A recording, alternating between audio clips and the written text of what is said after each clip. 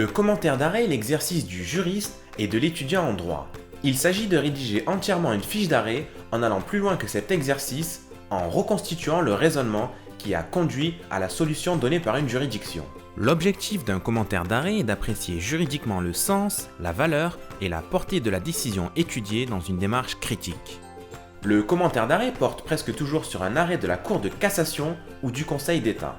Attention toutefois à bien identifier la juridiction saisie et le degré de juridiction. L'approche sera différente selon que vous êtes face à un arrêt de cour d'appel ou de juridiction internationale ou européenne. Voici alors les pièges à éviter. Il ne faut pas paraphraser la décision ni faire de votre commentaire une dissertation. L'arrêt commenté doit être présent dans chacune des parties du commentaire. Il ne faut pas non plus réciter l'intégralité de votre cours, vous vous éloignerez de l'arrêt à commenter. De la même manière, évitez les développements purement descriptifs et théoriques, sauf à les rattacher aux faits de l'espèce. L'introduction du commentaire d'arrêt est soumise à quelques règles spécifiques. En guise de préliminaire, il importe de présenter la décision qui doit être commentée.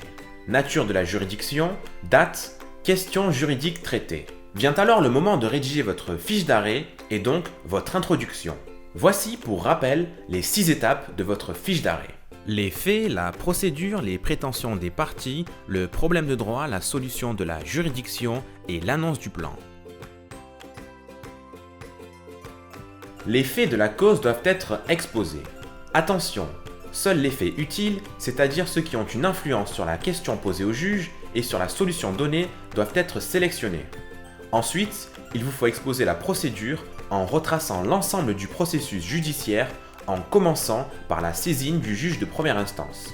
Il importe de rappeler la qualité de chaque partie lors de chacune des phases de saisine.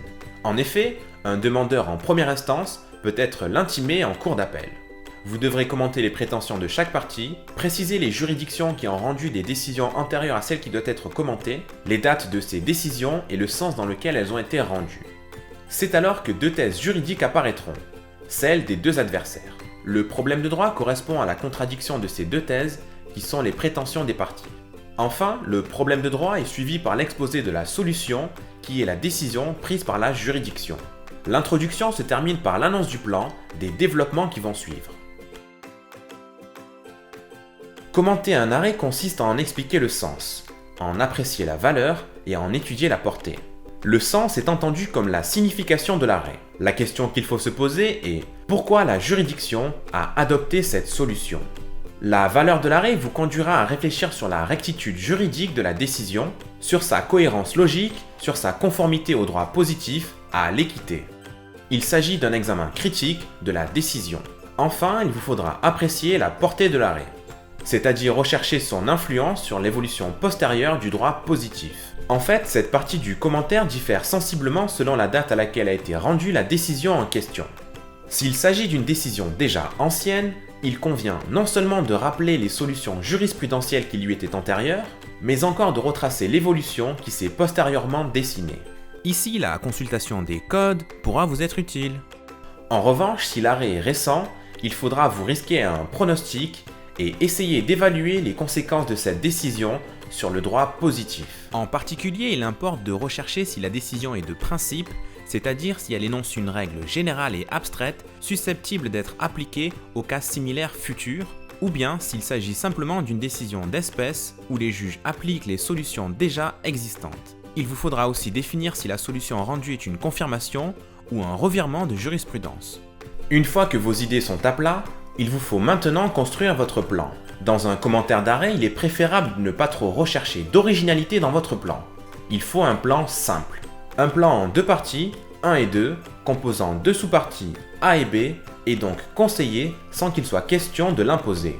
Il n'existe en matière de commentaire d'arrêt pas de plan type. En revanche, quelques règles générales peuvent être dégagées. Si l'arrêt est divisé en 2 moyens ou 2 questions d'égale importance, cela constituera vos 2 parties. Si l'on peut scinder en 2 le motif de la décision, cela constituera également vos 2 parties. Il faut un plan apparent. Les titres doivent être courts, percutants, ne pas contenir de verbes conjugués, ni de forme interrogative ou exclamative. Les différentes parties du plan doivent être coordonnées, le lecteur doit en effet être guidé dans un raisonnement logique et progressif, pensez donc aux transitions. Pour finir, notez que votre copie ne comprendra pas de conclusion. L'introduction fait office de conclusion en énonçant la solution de l'arrêt, sans toutefois donner les éléments du raisonnement qui permettent de l'atteindre. Pour aller plus loin et vous aider, pensez aux ouvrages Dalloz. Vous voilà maintenant prêt pour effectuer votre commentaire d'arrêt. Bon courage!